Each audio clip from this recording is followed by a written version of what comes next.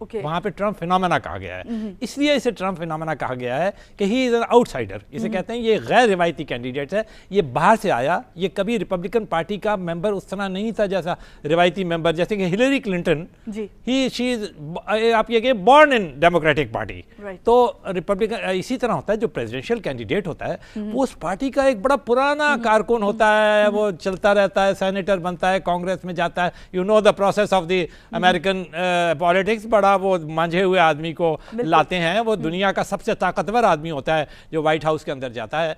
मगर ये आदमी जब इसने 2013 में ऐलान किया कि मैं रिपब्लिकन पार्टी के टिकट, तो लोग इसे मजाक समझे, लोग समझे कि ये जोक कर रहा है शायद, और बहुत मीडिया ने वहां पे लिखा कि दिस इज अ जोक, ये तो एक करोड़पति ताजिर है, एक बिजनेसमैन है, ये इसका क्या ताल्लुक है पॉलिटिक्स से, और ये उसकी जो लैंग्वेज है वो बड़ी ब्लंट है। इसके ऊपर मजीद हम आगे बात करते रहेंगे, क्योंकि that has put a very significant impact on the politics of United states ना, और बल्कि दुनिया के अंदर भी। इसी से लोग असल में परेशान है। एग्जैक्टली। और अभी आपने जो बात की ना कि इसके आने से जो हमने देखना है कि अमेरिका की जो अपनी पॉलिसीज हैं उन पर क्या इंपैक्ट पड़ेगा, बाद में हम बात करेंगे पूरी दुनिया पे या फिर पाकिस्तान के। बिल्कुल, मैं जरा सा इसका एक पस मंजर बता दूं ताकि वो अंडरस्टैंड करने में बड़ी आसानी हो जाएगी कि अमेरिका में आखिरकार ये इनकलाब कैसे आया है। ये बिल्कुल एक तरह का इनकलाब है अमेरिकन पॉलिटिक्स में भी और दुनिया भर के लिए भी, खासतौर पर मगरबी में। लेकिन ये बिल्कुल हैरान कुन नहीं है। जो फॉर द लास्ट 4 ईयर्स या 6 ईयर्स वेस्टर्न वर्ल्ड को फॉलो करते रहे हैं,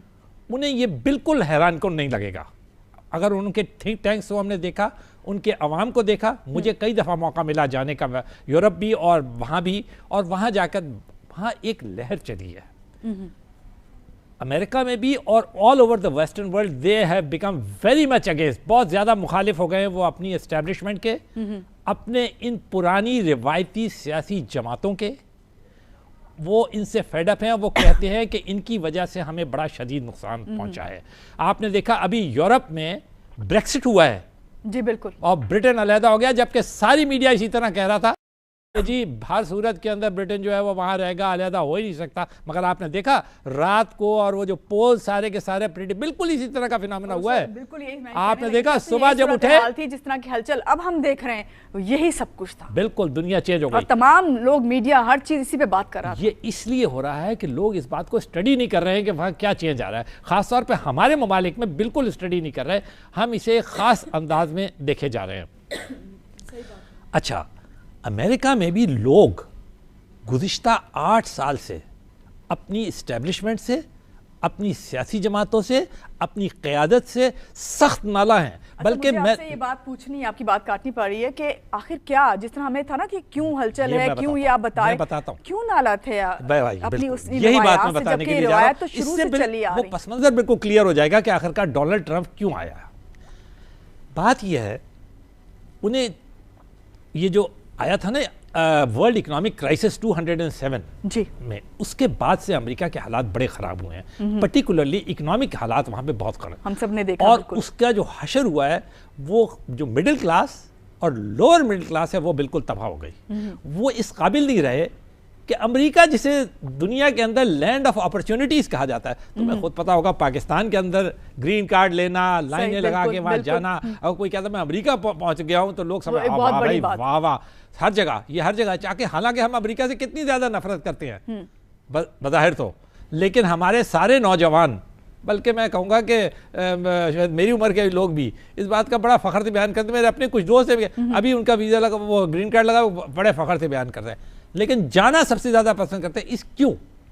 क्योंकि वहाँ जाकर वो खुशहाल होते हैं, उन्हें अपॉर्चुनिटीज मिलती हैं। लेकिन ये सूरत हाल खत्म हो गई है पिछले कई एरा से। जी बिल्कुल, ये आलमी इक़्तिसादी बहरान के बाद लाखों की तादाद में जॉब्स गई हैं, उनकी एम्प्लॉयमेंट बहुत ख़राब है। पाकिस्तानियों को ये पता नहीं है, वहाँ जाना कोई बहुत वेलकम चीज़ नहीं है। तो ये जब बजट के ऊपर लोअर मिडिल, जो कि यकीनी बात है हमेशा यही तादाद में ज़्यादा होते हैं, सही, और जो मिडिल क्लास है, फिर स्टूडेंट्स, वहाँ तालीम इस कदर महंगी हो गई है कि वो अफोर्डेबल नहीं रही है। ख़ास तौर पे हायर एजुकेशन का तो अब तस्वर करना वहाँ मुश्किल हो गया है। तो ना जॉब्स मिल रही हैं, ना आप अपने घर का डोमेस्टिक बजट बना पा रहे हैं, ना ही ये सूरत हाल है कि आप जो हैं वह एक खुशगवार ज़िंदगी। देखें, अमेरिका फर्स्ट वर्ल्ड कंट्री माना जाता जी, है, जी। वहाँ मेयारी जिंदगी है और उस मेयार का गालिबन पाकिस्तान में शायद तस्वर करना भी तस्वुर भी नहीं कर बहुत सकते। मुश्किल है। जो गए हैं वो जानते हैं कि फर्स्ट वर्ल्ड कंट्रीज का किस किस्म का मेयार है। ठीक है, एक बात। दूसरे, अमेरिका आपको पता है गुज़िश्ता सालों में 15-20 सालों में बहुत सारी जंगों में मिला। इस तरह वॉर और टेरर तो उनकी बड़ी मशहूर है, जी। जिसके हम भी उनके साथ खड़े रहे। ठीक है, और हमने भी बकायदा साथ दिया। ये मैं आगे से आगे जाके आपसे सवाल जरूर जी करूंगी बिल्कुल, कि हमने उस- उनका उसके बावजूद भरपूर हम साथ क्यों- दिया, हमने उनका भरपूर साथ दिया। और कब्जा किया उन्होंने इराक पे, अफगानिस्तान पे उन्होंने कब्जा किया। अमेरिका एक सुपर पावर है,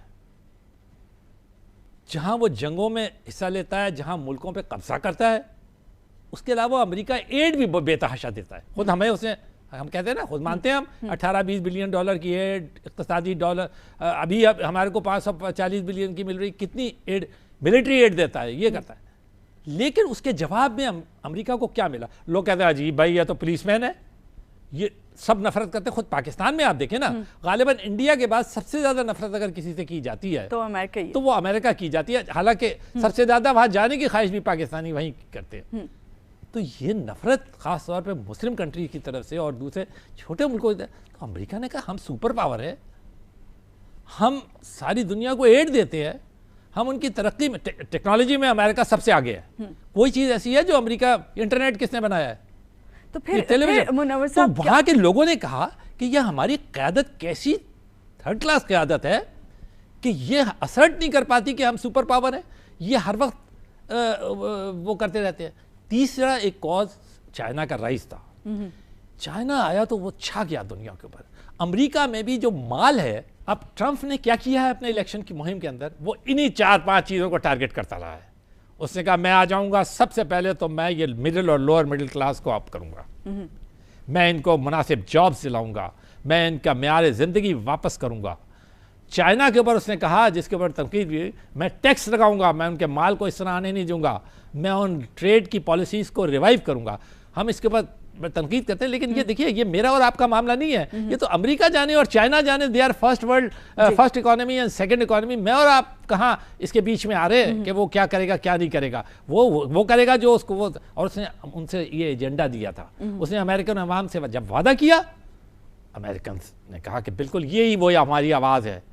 जबकि इसके मुकाबले में हिलरी क्लिंटन जो है, वो रिवायती बातें जो होती हैं ना कि जी हम बड़े ग्रेट पावर हैं, हम खारजा पॉलिसी में ये करेंगे, हमें तमाम प्रोसेस में मैं बड़ी नजर भी पुरानी आई, तजर्बेकार बाकी जितने भी डिबेट के मुबाहिसे हुए, कुछ भी हुआ, उसमें हमने हिलरी का जो है हर वक्त हाथ ऊपर ही देखा। वेस्टर्न मीडिया में एक बात बताऊं, इस बार एक और फिनोमेना हुआ, क्या मीडिया क्या दिखा रहा है एग्जैक्टली, और अवाम क्या सोच रही है, इस पे भी हम जरा तफसील से बात करेंगे। पहली बात तो मैं आपको बता दूं कि लोअर, और अब मैंने बताया मिडिल जो कि मेजॉरिटी में है।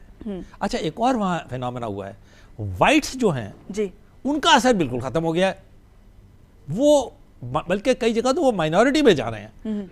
इसको भी उसने, डोनाल्ड ट्रंप ने बहुत कैश किया है। देखिए, ये आपकी इलेक्शन स्ट्रेटेजी होती है, आपको वोट लेने होते हैं। Exactly. आप आज पाकिस्तान में नहीं करते, इंडिया में नहीं करते, ये इलेक्शन स्ट्रेटेजी होती है। उसने ये सारी चीज़ों को एज ए बिजनेसमैन बड़े गौर से देखा और उसने ये कैश किया। उसने अवाम से ये कहा, अवाम ने जवाब में कहा तुम हमारी आवाज़ हो। सिर्फ इस बात से आप अंदाज़ा कर ले, रिपब्लिकन पार्टीज जब वो प्राइमरीज लड़ा था, 16 कैंडिडेट्स उसके मुकाबले में थे, ही डिफीटेड ऑल ऑफ देम। मगर यहाँ जब अवाम की बात करें तो हम देख रहे हैं कि वही अवाम जो है इस वक्त उसको इसको समझ नहीं आ रहा, वही ऐसी सूरत हाल हमें लग रही है। वजह है, मैं आपको बता दूं, वो जो हम चैनल्स पे देख मैं आपको वजह बता दूं। हुआ क्या है कि जो अमेरिका का मेन स्ट्रीम मीडिया है वो हिलरी क्लिंटन के साथ था। वो बुनियादी तौर पे एस्टेब्लिशमेंट के साथ होता है। वो एक खास किस्म की ट्रेडिशंस और रिवायात को अपहोल्ड करता है। ऐसा मॉरल होना चाहिए, ऐसी बातें करना चाहिए। हमारे कैंडिडेट, चाहे वो माशरा उनका कितना ही वो नीचे चला गया हो, लेकिन वो अपने प्रेसिडेंट को फरिश्ता देखना चाहते हैं। आपको याद होगा बिल क्लिंटन की इम्पीचमेंट किसने करवाई थी? निक्सन को किसने इम्पीच करवा के निकाल दिया था बाहर? ये सब मीडिया का कमाल। प्रोटेस्ट वगैरह सब आप समझते हैं कि तो ये मीडिया ने एक्चुअली वही जो सक्काबंद किस्म के जो होते हैं ना, वो तजियाकार वगैरह, वही न्यूयॉर्क टाइम्स वगैरह, उन्होंने कहा जी हमारा तो होल्ड है, जिसको चाहे हम जितवा दें, जिसको चाहे हम हरवा दें। आपने देखा होगा ये इस किस्म की कुछ मैं वो नहीं करता, मेरे सब दोस्त ही हैं, मगर ये चीज़ हमारी गुज़िश्ता 15 साल से पाकिस्तान में भी बहुत ज़्यादा आई है।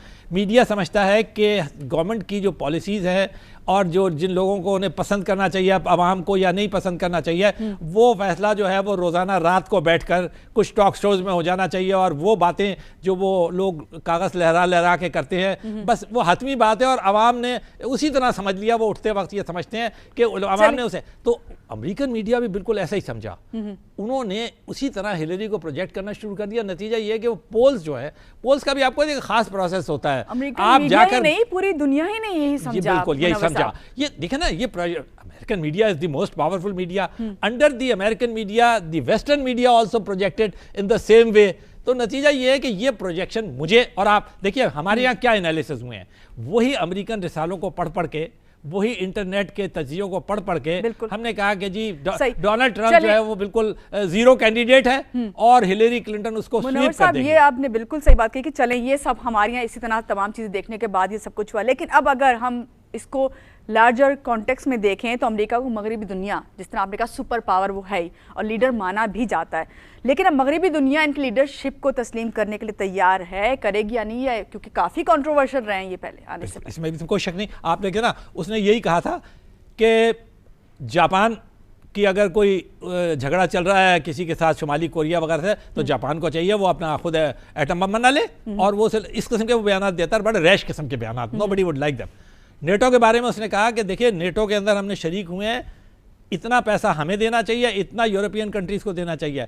अगर नेटो ने कि बाकी कंट्रीज़ ने ये पैसा नहीं दिया जी, तो हम इस पर फ्रांस के प्रेसिडेंट साहब जो हैं बहुत नाराज़ हुए, बड़े जुज़बुज़ हुए, मर्केल ने भी बड़ा वो किया। लेकिन उसने देखिए बात तो एक सिंपल सी बात है, इसमें को खुद अमेरिकन प्रेस ने बाद में कहा कि बात ये सही है भाई, आपने शेयरिंग के बुनियाद पर नेटो कायम किया है ना, तो वाई शुड ओनली अमेरिका पे दैट। ये तो यूरोप और अमेरिका का मामला, इसमें मैं और आप नहीं है, तो इसलिए हमें कोई परेशान होने की ज़रूरत नहीं है। अगर वो मुतालबा कर रहे हैं कि जी आप इसका किराया पे करें, हमारी फौजी सामान का किराया पे करें, तो दे शुड पे इट और not they should decided that. लेकिन अमेरिकन जो वेस्टर्न लीडरशिप है उसने 1 मिनट नहीं लगाया उसे तस्लीम करने के अंदर। मैं आपको बता रहा हूँ, ये सबक हमें भी सीख लेना चाहिए। जितने दुनिया के वेस्टर्न वर्ल्ड के लीडर्स हैं, 1 मिनट के अंदर अंदर उन्होंने उसको मुबारकबाद देना शुरू कर दी और उसे ओन करना शुरू कर दिया डोनाल्ड ट्रंप को, और कहा कि ही मुबारक हो, आपसे हम ताल्लुकात रखेंगे। नेटो के कमांडर इन चीफ ने कहा कि आप फौरन हमारे यहाँ तशरीफ़ लाइए, और तो आप छोड़िए, खुद ओबामा ने पहली तकरीर में उनसे कहा कि आप वाइट हाउस तशरीफ़ लाइए, जो कि उसको कहता था कि आप कमांडर इन चीफ बनने के काबिल नहीं हैं। आप हिलरी ने कहा कि मुझे उम्मीद है कि आपकी लीडरशिप उसे अच्छी तरह से तस्लीम करना चाहिए और फौरन वेलकम करना चाहिए, और शायद यही वजह है leader of the western world. हमने ये भी देखा ट्रंप की जानिब से, इसमें अगर हम बात करें कि ट्रंप ने भी फौरी तौर पे अपने बयानात को भी पॉजिटिव वे में लाना शुरू कर दिया। आपकी बात मैं बहुत, चाहे वो मुसलमान मुखालिफ बयानात हो या कोई और ये देखिए, मैं आपकी बात को I like this very much, जो आपने जो पॉइंट आउट किया है, this is a very correct way. देखो बात यह है कि जब पोल्स का रिजल्ट 1 मिनट पहले तक नहीं आया था तो he was simply a candidate, उसके ऊपर वो पूरा बोझ नहीं पड़ा था। He was not the most powerful man of the world. He 1 minute बाद जब वो पोल का ऐलान हो गया, ही बिकेम द मोस्ट, उसे अब ये अचानक उसे एहसास हुआ, अरे कोई ये तो नहीं है गया गुजरा आदमी है, करोड़पति है, इतना बड़ा उसने पूरा इलेक्शन लड़ा है, तो हम पता नहीं उसे किस तरह, यानी बहुत सारे लोग डील कर रहे हैं। उसने इमीडिएटली वो जो तुमने कहा पॉजिटिव बात कही, जो हमसे अच्छे ताल्लुकात रखना चाहता है हम उसके साथ अच्छे ताल्लुकात रखेंगे। एक बात उसने बड़ी गैर मामूली कही है, उसके ऊपर किसी की तवज्जो नहीं गई। वो बिजनेसमैन है ना, बिजनेसमैन कभी ब्लैंक चेक नहीं देता।